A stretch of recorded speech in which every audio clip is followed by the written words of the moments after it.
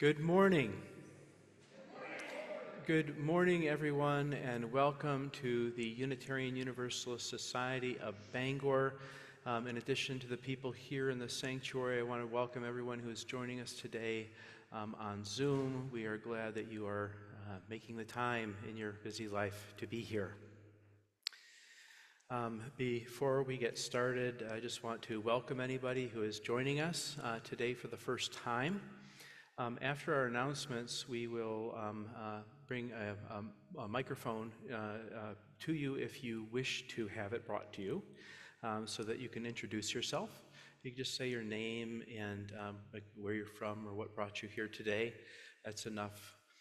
But it is optional. We don't require that from people. So if you're not wanting to introduce yourself, know that that is totally okay. Before we get started this morning, we do have some announcements, so I'm going to invite Lori to come up and offer those announcements. Welcome, Lori.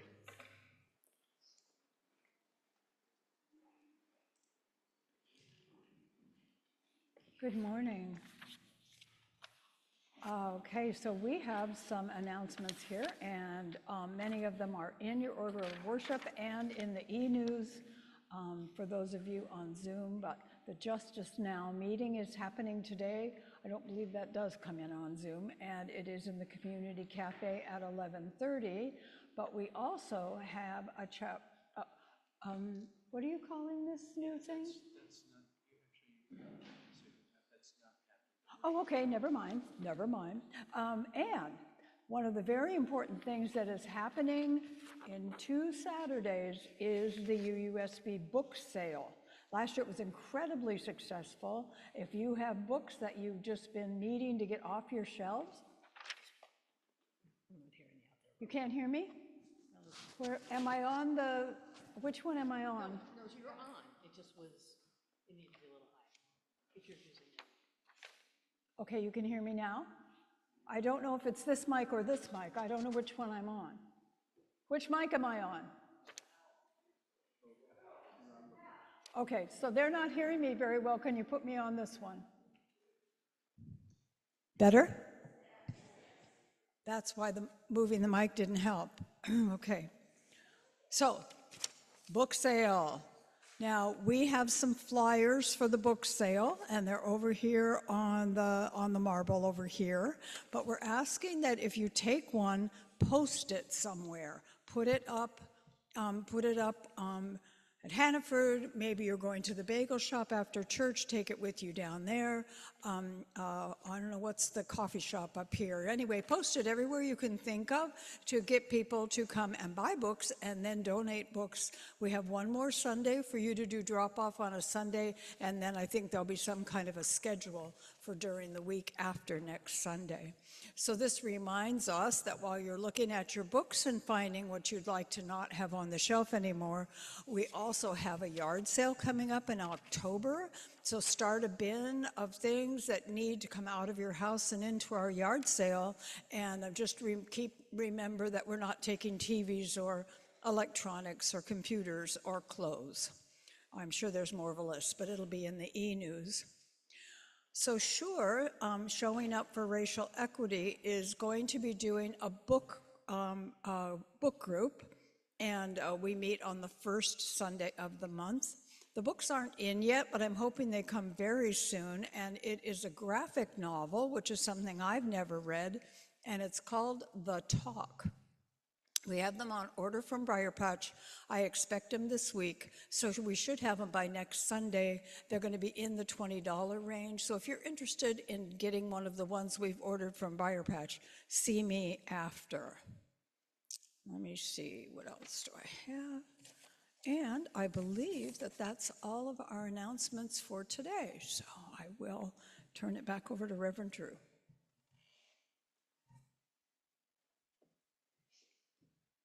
So if you are visiting today for the first time and you feel comfortable doing so, now's the time that you can just raise your hand, and John over here will bring a microphone to you so you can introduce yourselves.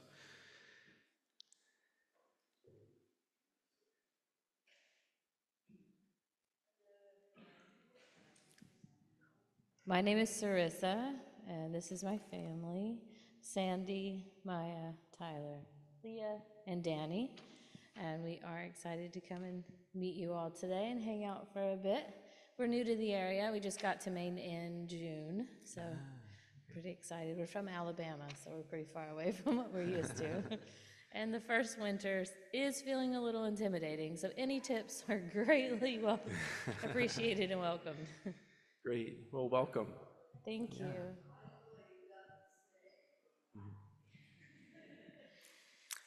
Anyone else wishing to introduce themselves? Okay. Just a reminder, today you'll notice that my energy level is a little bit low, and I will share a little bit about that later. But just a reminder, if I need to speak up a little bit, put your hand by your ear, and that will be a clue. Like, Drew, use your preaching voice and not your conversational voice.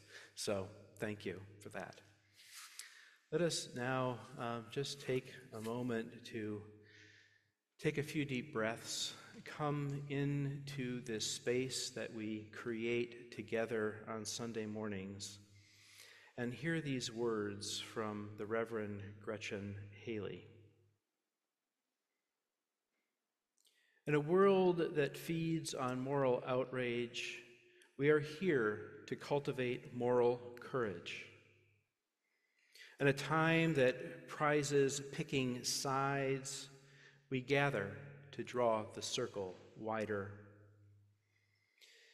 And in a culture that teaches us to get for what we give and to ask what's in it for me, we come to practice generosity and to remember that we are all in this together.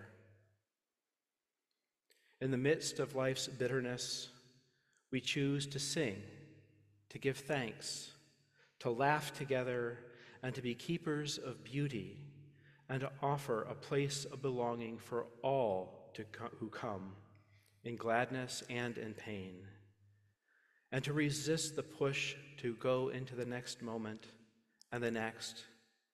Instead, we offer a space to slow down, to breathe more deeply, to feel part of something greater for this hour and in this space. Let us be the change that we wish to see. Come, let us worship together.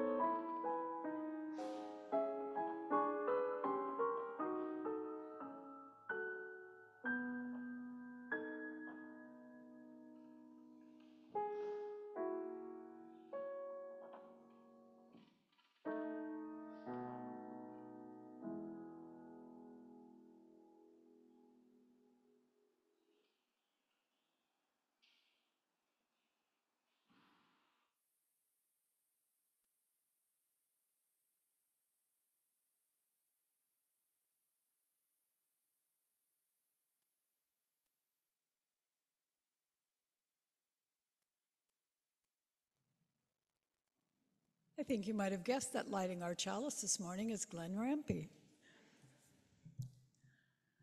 We light our flaming chalice each week with a simple spark to make holy our time together. With this flame, may our highest intentions be refreshed. With this flame, may we remember who we are and whose we are. With this flame, may our faith be renewed and reignited to guide our journey. Amen, and may it be so. And blessed be.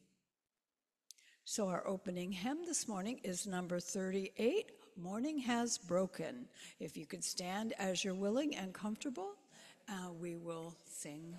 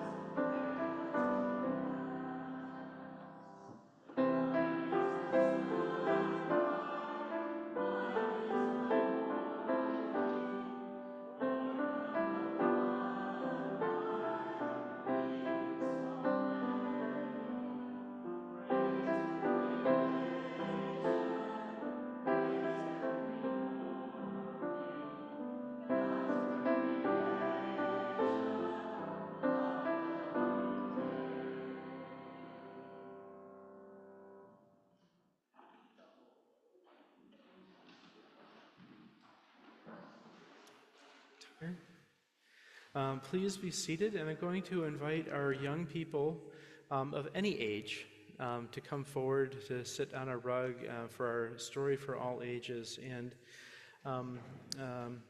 I've asked, or actually I would say Lori kind of offered to help out doing the story this morning, something I usually really enjoy doing, but I'm a little blue right now, and felt that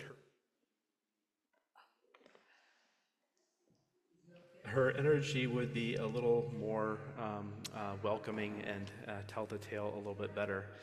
And just as we're dealing with some of the little issues around sound and whatnot, I just want to offer gratitude because Glenn is learning the sound system today, and so there might be a couple little, things that go happen, and that's okay, right? We can live with that. So. Thank you, Glenn, for your willingness to take the risk of learning. Yay. Can you hear me okay on this mic now? I moved it. Everybody can hear me okay? No, I can't hear you. You can't? Okay. I'll be as loud as I can. Why aren't you wearing the sound system? We have a sound system if you're deaf and you can wear it and it helps you hear. Thank you for letting me make that little ad. Okay, I'm Lori Cartier. I'm on the worship committee and I'm the worship associate for today. As you can see on the screen, we have a cute little book called Frederick. And you can't see all of the words, Glenn, but it may be clear when you need to change to the next slide, but if not, I'll tell you. Okay, here we go. All along the meadow where the cows grazed and the horses ran, there was an old stone wall.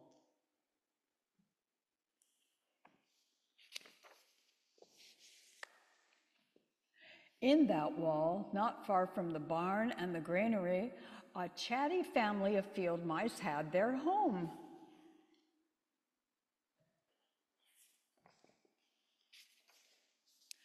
But the farmers had moved away. The barn was abandoned and the granary stood empty.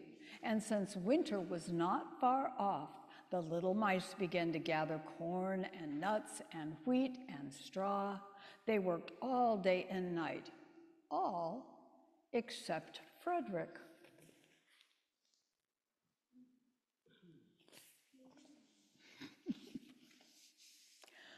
Frederick, why don't you work? They asked. I do work, said Frederick. I gather sun rays for the cold, dark winter days. It's my idea of work. And when they saw Frederick sitting there staring at the meadow, they said, "And now, Frederick?" "I gather colors," answered Frederick simply, "for winter is gray."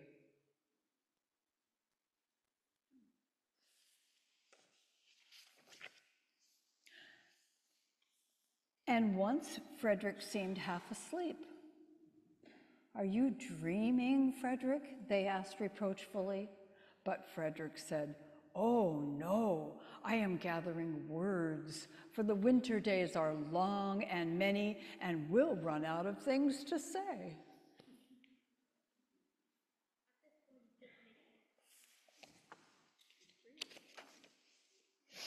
The winter days came, and when the first snow fell, the 5 little field mice took to their hideout in the stones.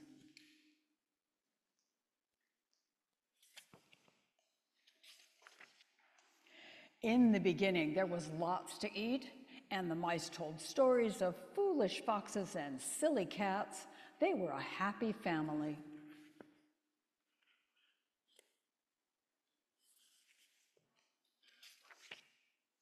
But little by little, they had nibbled up most of the nuts and the berries, and the straw was gone, and the corn was only a memory. It was cold in the wall, and no one felt like chatting.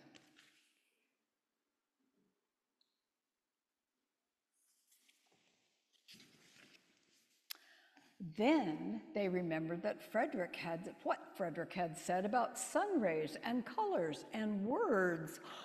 "What about your supplies, Frederick?" they asked.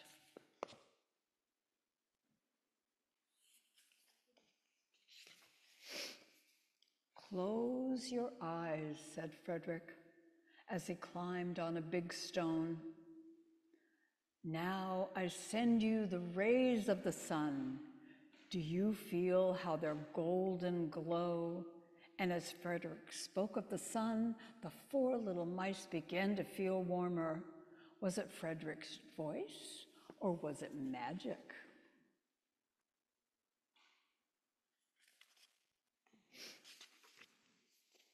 "And how about the colors, Frederick?" they asked anxiously. "Close your eyes again," said Frederick. And when he told them of the blue periwinkles, the red poppies and the yellow wheat, and the green leaves of the berry bush, they saw the colors as clearly as if they had been painted in their minds.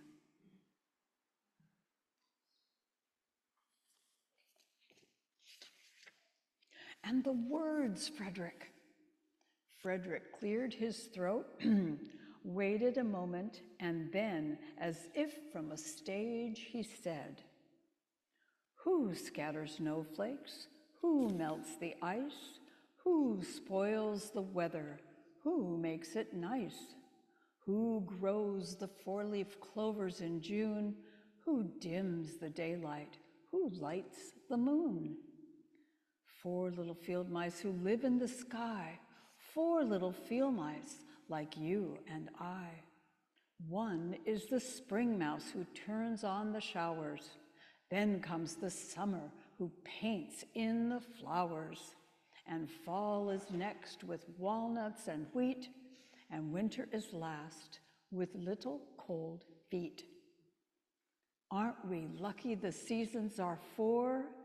Think of a year with one less, or one more.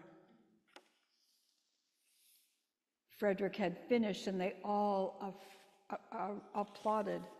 But Frederick, they said, you are a poet. Frederick blushed, took a bow, and said shyly, I know it. Blessed be, yes.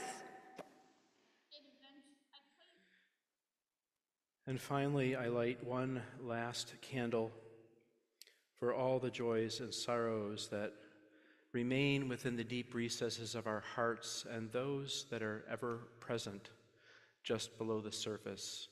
May they find hope, love, connection, and may they find a nonviolent release. Dear friends, please join me in the spirit of meditation and prayer.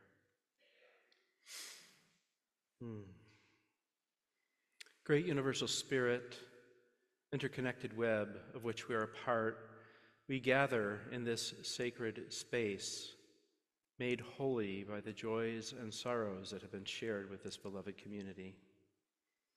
Today we remember loved ones who have passed.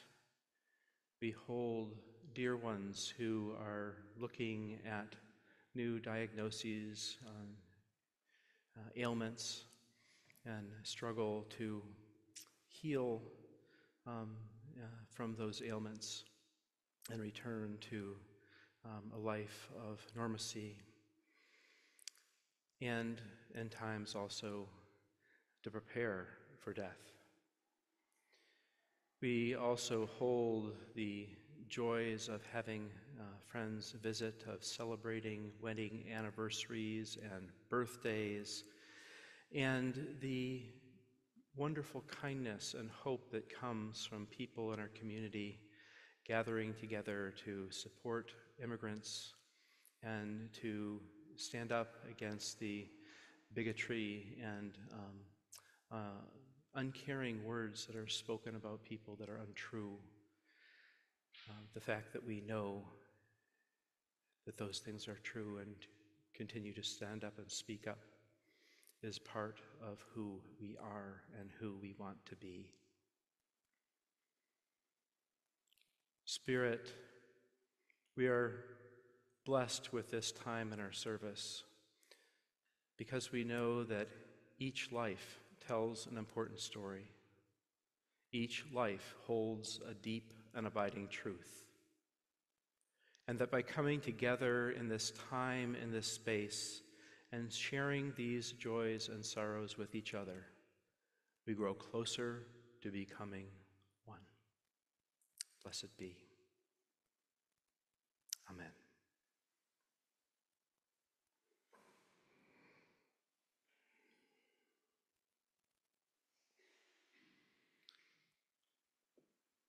Spirit of life.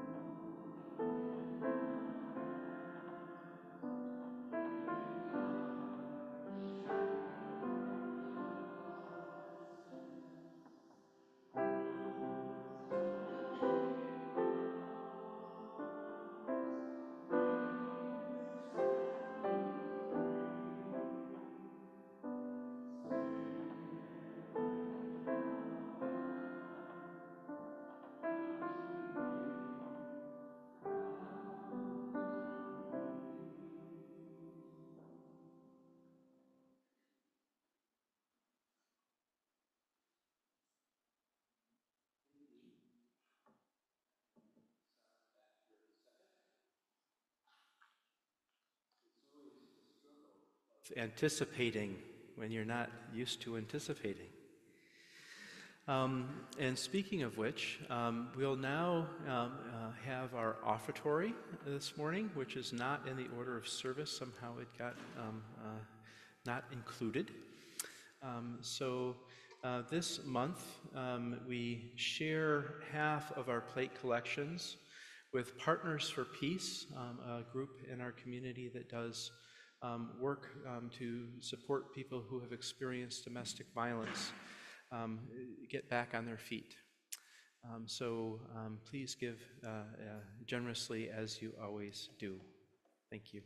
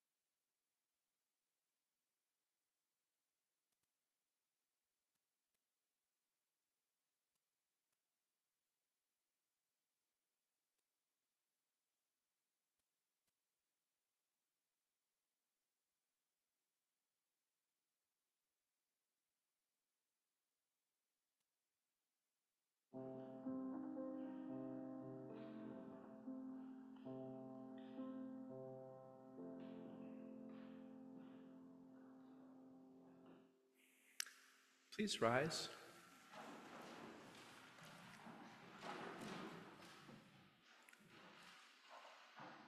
You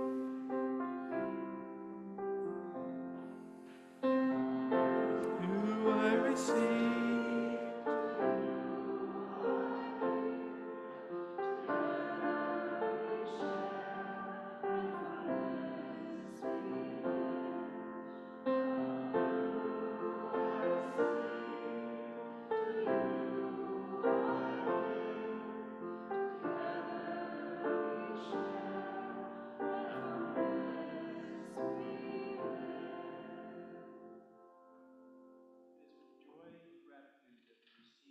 Morning's offertory to support Partners for Peace and the work of this beloved congregation.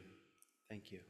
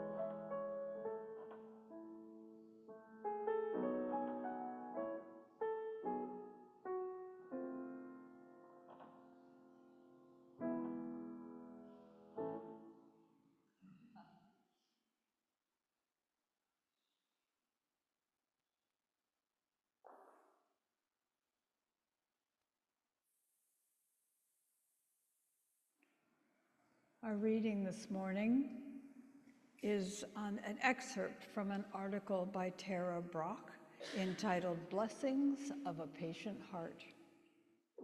My friend was late for our lunch date and I had nothing to do. My cell phone wasn't charged and I'd forgotten to bring a book. Perusing the menu only lasted for so long. Surrounded by people chatting with each other, eating, doing what they came to do, I felt restless, anxious, irritated. I had a to-do list with looming deadlines, and there I was, stuck, wasting time. After resisting the urge to write notes on a napkin about nothing important, I started wondering why I couldn't settle down and relax. Why was just sitting here so unpleasant? As I directed my attention inward, I could feel the tightness in my throat and my heart pounding inside a constricted chest. I wanted to be accomplishing something. Instead, I felt helpless and trapped. Even though I knew consciously that ticking items off my to-do list wouldn't make me a better, more respectable, lovable person, that wasn't stopping the plunge into my underlying fear of falling short. The sense that if I didn't get busy, something would go wrong. I didn't want to be here now. When we look closely, we find that we pass a great deal of time within the mental framework of being on our way to the next thing. Completing a task that has been hanging over us, getting to our next meal, disengaging from a phone conversation. Now is not as important as doing something to relieve the stress we feel from unmet wants and gnawing fears. We don't like the feelings that arise inside of us when we are forced simply to wait. But in life, we have to wait a lot. According to one study, the average person in our culture spends 11 days a year just waiting in lines. And this doesn't count time in planes and cars waiting to get there, nor does it include hours of listening to electronic messages or waiting for TV commercials to end so that we can get back to the main feature. Throughout our day, red lights get in our way. Waiting is stressful, but it is part of the life of all creatures. There is stress in waiting for food, for sex, for warmth, for shelter, for recognition, for peace. As long as we have wants and fears and we are waiting for fulfillment or relief, the big question in spiritual practice is, how do we react to biological and psychological stress? Do we think having to wait and tolerate discomfort is a mistake? Is it a glitch in the system?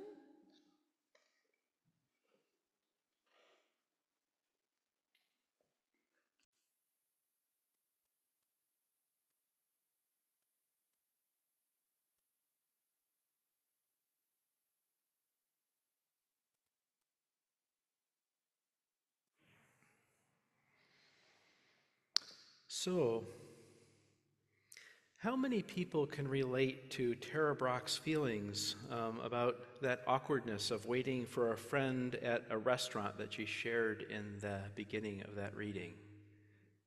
Yeah, a lot of you. I know I've been there, and that's one of the reasons why I try really hard to make sure my cell phone's always charged. The point is that we live in a world that asks us to be on and take decisive action 24/7. Stimulus, reaction, stimulus, reaction, stimulus, and yet another moment to decide whether to take another bleeping action. It's exhausting. This works for many things in our lives. We get up in the morning, we are hungry, or we need that jolt of caffeine from our favorite beverage to get us going. If we're hungry, we eat. If we need to shower, we shower. We head out and start our day full of a long list of tasks and deadlines. Often we measure our success based on what we accomplish instead of how we feel in any given moment. The spiritual life, however, calls us into a different space. It calls us to be present in the moment and to avoid the temptation to react instantly at what life throws at us. This is a very different way of being. It takes a different energy to wait, to pause, and to be patient. This is why I think that a lot of people in our modern society struggle with spirituality. They say, I want to be spiritual, I want to be present, I want to be mindful, as long as I can get it done between 12:30 and 12:45 on my lunch hour. But great spiritual traditions of all ages ask us to step aside and out of time and pressure into a place of waiting. From Druids to Yuids. Think about it. What is prayer? What is ritual? What is meditation? They are all forms of slowing down. They are all forms of waiting. They are all forms of creating space for being, for contemplation, for reflection. It doesn't matter if you're an orthodox practitioner who is trying to make life experience relate to a scripture verse, or a non-religious humanist trying to understand the complexities of the human psyche, or a religious naturalist trying to understand the interconnectedness of nature and our part in relation to the whole. The reality is that many of the things we value are more than doings. They are more than prescriptions or things, they're more about prescriptions or things that we value about being. It takes time and effort to cultivate those skills over time. The best way to develop and live into those skills often requires waiting. People rarely spontaneously become enlightened, even though there are many stories about that happening. Take, for instance, Prophet Muhammad, peace be upon him, whose birthday it is today. We tend to think of him as an amazing, enlightened being who one day heard the summons of the angel Jabril and became a prophet overnight.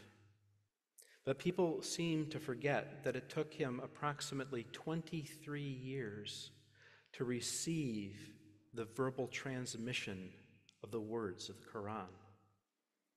It was gradual. It was slow. He had to develop the skills to listen and to understand the spiritual message that he was receiving. He was also an active community leader, and he took time to reflect on these divinely inspired words that were coming to him through the voice that he called God. He sat with those messages, and he offered practical guidance for interpreting those messages through commentaries known as the hadiths, or the sayings of the prophet. I think about how all the wonderful technological advances in our country, things that are happening, and how somehow in the process of receiving this flood of wonderful technology, we've lost something. and our haste to do more and to accomplish more in less time. Our computers and our cell phones might be running the latest version of Windows or iOS, but our beings have not evolved to that level of intensity yet. As a kid, it seemed like I spent my whole life waiting. Everything. If you wanted to make a phone call, you had to wait for the person on your party line, anybody remember those? To hang up before you could get a dial tone. If you wanted to get in touch with somebody, you had to call them between 8 and 9 p.m., and you could only leave a message if someone answered the phone. If they didn't, the phone would just ring and ring and ring. As a child, Sundays were not days for school sports. Sunday was a day for church and long family dinners with family and friends where we sat around a big meal and heard the details of each other's lives. Stores were not open on holidays, so if you needed to pick something up from the store and you forgot it to prepare your Thanksgiving meal, you were out of luck unless you happened to have a neighbor that you could go and borrow a stick of butter from. Waiting for holidays or special events seemed like they took forever. It seemed like everything that was worth anything required waiting. That's how good things often happen. When you think about it at its core, what is faith about if it's not about being able to sit with uncertainty and mystery and trust that the solution or possibility will present itself? On a recent podcast, one of my Dharma teachers, Gil Fonsdale, points out that when we talk about the power of waiting, we are not talking simply about biding time or sitting there doing nothing, like sitting in the restaurant trying to read a headline on our phone. Waiting is more than just biding time. He calls the kind of waiting that is spiritually oriented generative waiting. A waiting that generates compassion, awareness, and kindness without effort, without trying to do anything. It just happens when we make intentional moments to pause and wait. The waiting he refers to is more about checking in with our being. For example, when standing in the checkout line at the supermarket, leaving your cell phone in your pocket and ignoring the tabloid headlines staring you at the magazine rack, and instead check in with yourself. Self, how do I feel in this moment? What do I notice about the space that I'm in and the people who are around me? What are the things that are competing for my attention? Am I at ease or am I stressed? Can I enjoy this moment or am I frustrated with a person who's in the line in front of me counting out exact change in pennies, one at a time, when they must know that I have something really important to go and do? We often rush from one thing to another, forgetting about the precious space in between, where life provides us with beautiful, precious moments to be fully present to our being. Embracing this space helps us stay grounded and notice more of the intricacies of our hearts and minds, and to wisely choose subsequent actions instead of reacting in unskillful ways.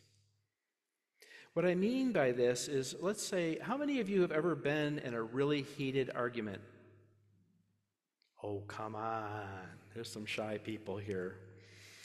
And have you ever been in an argument like that when things got so hot and contentious that in the middle of the argument you said something that you later regretted? We called a loved one a name, or made an unfounded accusation, or we humiliated them with a sarcastic remark. Often we choose better words by simply pausing and letting the rage and anger dissipate, by taking a few breaths and letting that wave of anger and rage wash over us and disappear. As we pause, we can ask ourselves, how can I respond and say what needs to be said without making things worse? Using that expletive may make me feel better for a moment, but it could cause harm to the other person, making it harder for them to remain present in the conversation.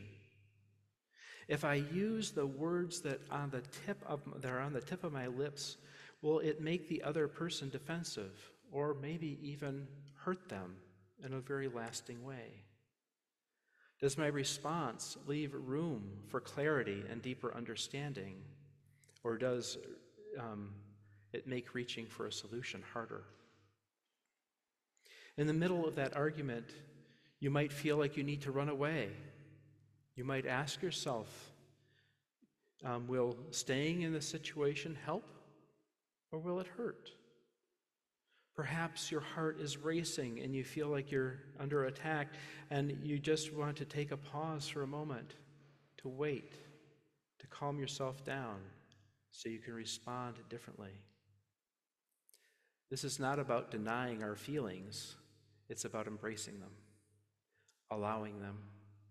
It's not about trying to short-circuit or undermine the wisdom and the resources that we all have within ourselves to live into our higher being. Pausing allows us to tap into our better resources and respond with more kindness, compassion, instead of merely reacting. So, who wants to know where things ended up with Tara Brock? I think you've been waiting long enough. She says, in the restaurant that day, I realized that I was anxious. I realized that the anxious undercurrent of something about to go wrong was driving my feelings of impatience.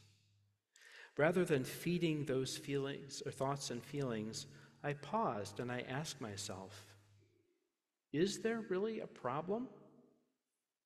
Is there anything really wrong or missing right now? She says, as I let go of the restless thoughts that had been contracting my mind, I began to notice what was happening inside me. I was aware of tightness, anxiety, short breath, but no problem. Nothing was wrong or missing.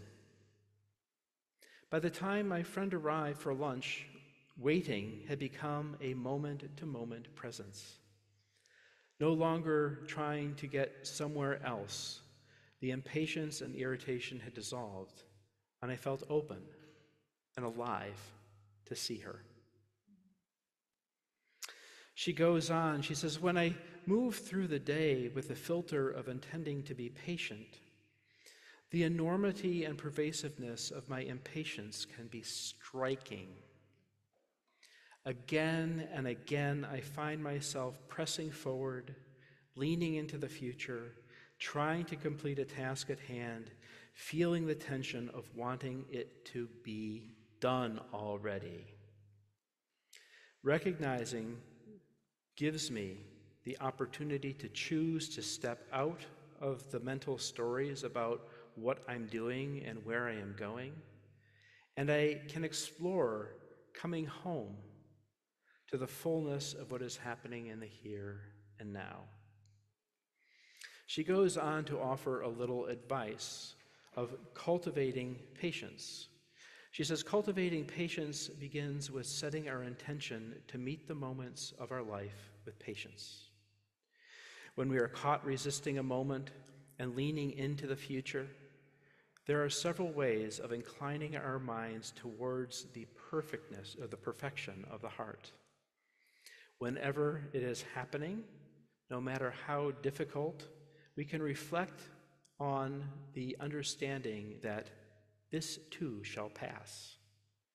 realizing that experience and impermanence are fluid and awaken our interest in what is happening and our willingness to open our life as it is.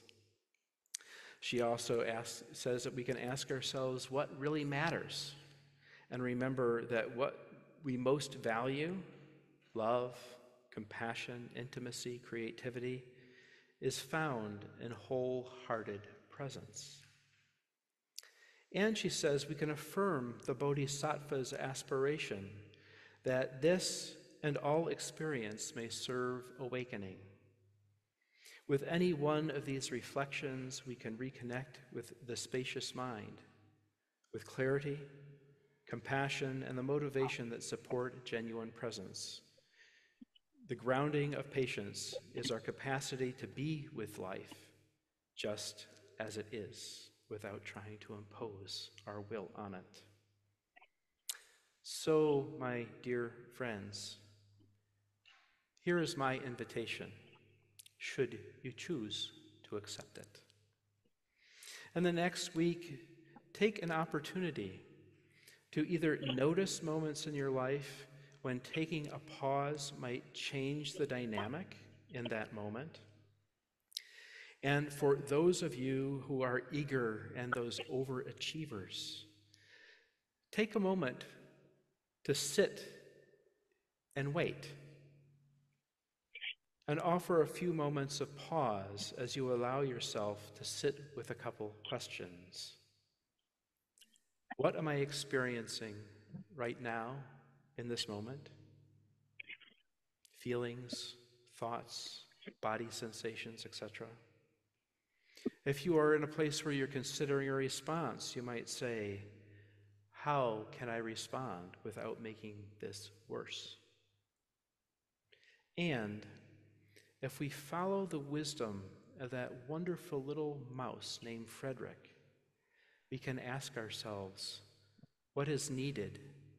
What is needed now? What is needed in the days to come? Pause. Wait. And allow yourself to be fully present to those questions without taking the bait of turning them into a task, but instead just leave them be as an awareness. What is needed is peace. What is needed? Letting go. Or perhaps what is needed is offering a prayer that conjures up the intention of our more recessed self. Spirit, grant me serenity to accept the things that I cannot change and the courage to change the things that I can, and together, the wisdom to know the difference.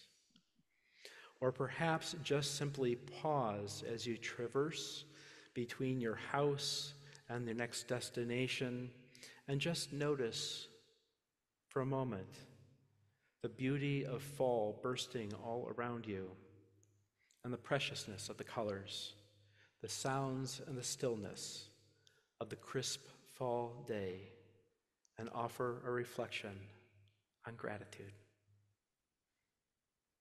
This is the calling of the spiritual life. It is not always easy. It requires thought, intention, and effort. But it also makes life so much more meaningful and rewarding. Namaste. And may Spirit be with you today and then in the days to come. May it be so. I invite you all to rise in body or in spirit to sing our closing hymn, number 53. And I did put all the verses in. So I think there's 5 verses. They're short.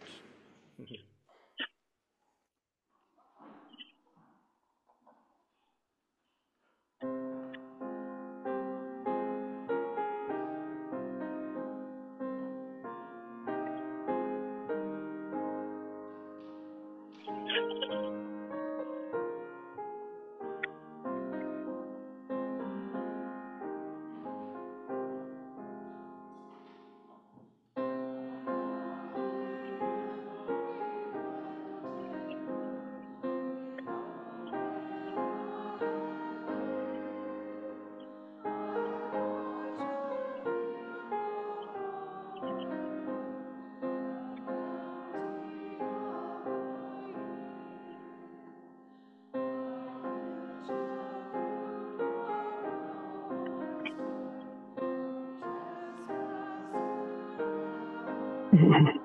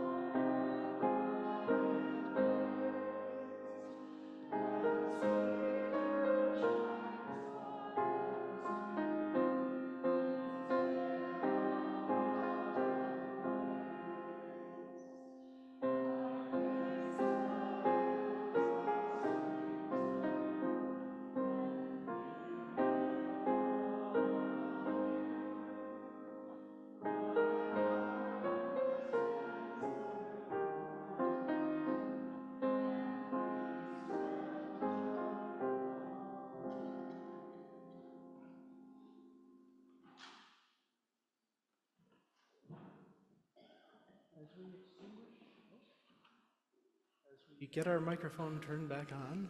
And as we extinguish our Unitarian Universalist chalice, symbol of faith, hope, love, and connection, and a place where we can have that pregnant pause and wait to experience the fullness of life together. Let us be reminded that although our worship has come to an end, our service to each other and the world has just begun. Blessed be.